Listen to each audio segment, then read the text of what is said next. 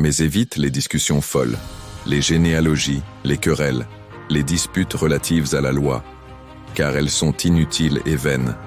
Éloigne de toi, après un premier et un second avertissement, celui qui provoque des divisions, sachant qu'un homme de cette espèce est perverti et qu'il pêche, en se condamnant lui-même. Tite 3, 9, 11. Bonjour mes frères et sœurs, j'espère que vous allez bien. Grâce à Dieu le Père, le Fils et le Saint-Esprit, notre Seigneur Jésus-Christ, celui qui viendra juger les morts et les vivants. Ainsi, le jugement commencera dans sa maison, selon 1 Pierre 4, 17. En effet, Dieu parle cependant tantôt d'une manière, tantôt d'une autre, et l'on n'y prend point garde. Job 33, 14. Dieu nous a accordé une fois de plus la grâce de parler en son nom, comme il est écrit dans le livre des Actes 9, 15. Cet homme est un instrument que j'ai choisi pour porter mon nom devant les nations. Oui, le Seigneur Jésus-Christ agit encore aujourd'hui, à travers les générations et à travers nous qui sommes saints, nous dont le corps doit être un sacrifice agréable à Dieu. Cependant, prenons garde que notre liberté ne devienne une occasion dont l'ennemi pourrait se servir.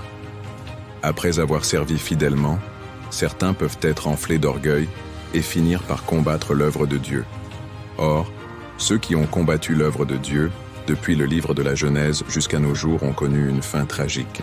Car il est écrit, Dieu est un juste juge. Dieu s'irrite en tout temps. Si le méchant ne se convertit pas, il aiguise son glaive. Il bande son arc et il vise. Psaume 7, 11, 12. Par ailleurs, ce qui réjouit le plus notre Père, c'est lorsqu'une âme revient à lui. Comme il est écrit dans Luc 15, 10, « De même, je vous le dis, il y a de la joie devant les anges de Dieu pour un seul pécheur. Dès lors, si au lieu de prendre soin des brebis égarées, nous passons notre temps à nous disputer, ne sommes-nous pas charnels? Dieu confie-t-il son œuvre à ceux qui marchent selon leur convoitise et selon la sagesse de ce monde? N'est-il pas écrit dans 1 Corinthiens 1, 21 que le monde, avec sa sagesse, n'a point connu Dieu? Considérez, frères, que parmi vous qui avez été appelés, il n'y a ni beaucoup de sages selon la chair, ni beaucoup de puissants. Ainsi, Dieu choisit ceux que le monde méprise pour réduire à néant ceux qui sont, afin que nulle chair ne se glorifie devant lui.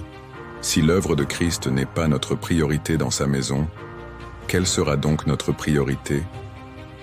Combattre son œuvre. Car le désir de ceux qui font la volonté de Dieu est d'être à l'image de Christ. Créer une bonne cohésion, prôner la paix, l'amour et le pardon, et œuvrer pour l'édification du corps de Christ.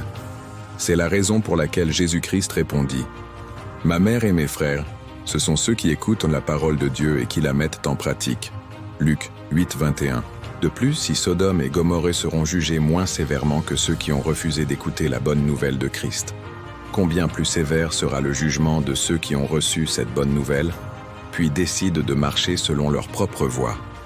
La parole de Dieu ne qualifie-t-elle pas cela d'impies dans Jude 1,4?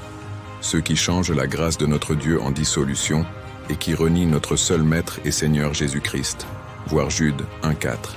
Prenons donc garde à ne pas être une pierre d'achoppement pour ceux qui sont faibles dans la foi, car l'œuvre de Dieu est spirituelle et centrée sur la foi.